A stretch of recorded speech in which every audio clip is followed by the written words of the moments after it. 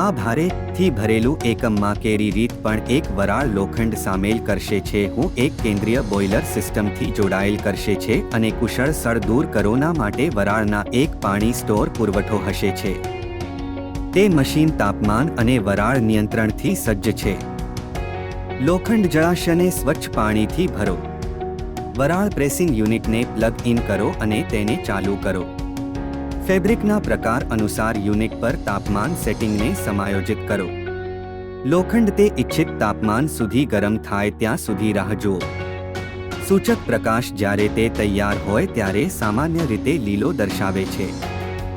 કપડાં તેને pressing table પર સપાટ મૂકો ખાતરી કરો કે તે સરળ અને કરચલી મુક્ત છે વરાળ સક્રિયકરણને સક્ષમ કરવા માટે વરાળ છોડવા માટે આયર્ન પર સ્ટીમ બટન દબાવો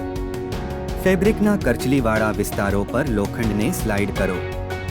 ઇસ્ત્રી શરૂ કરવા માટે આયર્નને ફેબ્રિક પર હળવા દબાણથી નીચે કરો